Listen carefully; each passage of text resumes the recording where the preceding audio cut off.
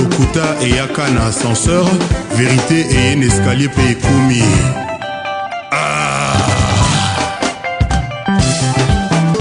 Lokuta eyaka na ascenseur, vérité et un escalier pe ekumi. Babena Kasai, le solo abuni, ma vidéo en soit circulé pour mes réseaux sociaux, Moudina Diani. À mes frères et sœurs, je viens ici pour informer que tout ce qui se raconte sur la toile est un mensonge. Notre religion et nos coutumes ne permettent pas de pareilles choses perverses. Tous les comptes créés sur Facebook en mon nom ne m'appartiennent pas. Je suis une femme mariée et je viens d'ailleurs de mettre au monde une jolie petite fille. Que Dieu pardonne à tous ceux qui s'y sont spécialisés dans la diffamation, intox et fake news contre notre famille. Merci. D'ailleurs, du Moulé là, depuis le mois de novembre.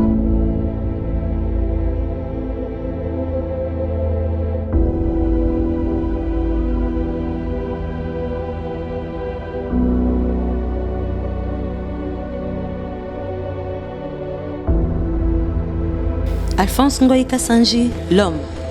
Né le 12 février 1963 à Ngandajika et marié depuis 1986, Alphonse Ngoï Kassanji peut se vanter aujourd'hui de fêter 34 ans d'anniversaire de son mariage qui a vu naître 7 enfants.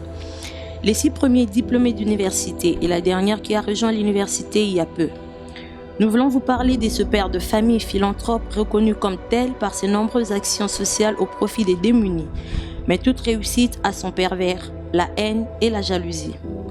L'image de ce grand homme qui a marqué sa province par de l'encre indélébile sur plusieurs aspects a le mérite d'être défendu, soutenu, mieux vendu.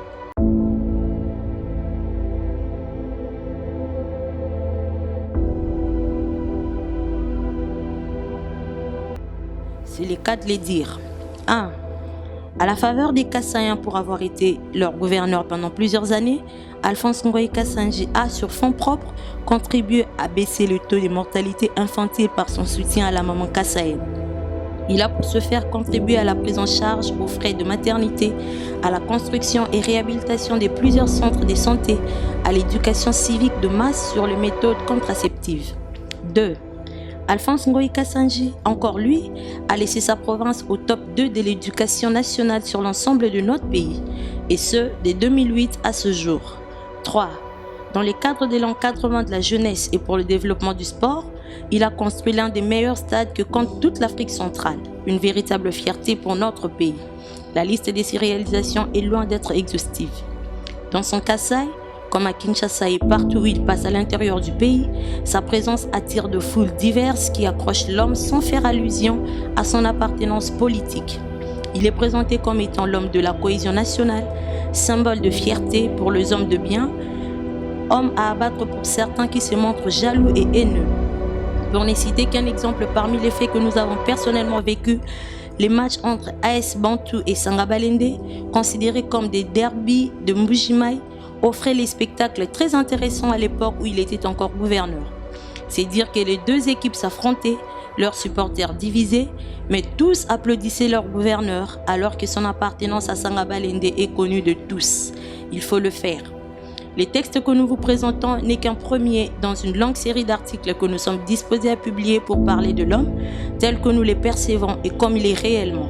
Il n'y a pas autre chose à comprendre dans la vie de ces grands messieurs. Dossier à suivre. À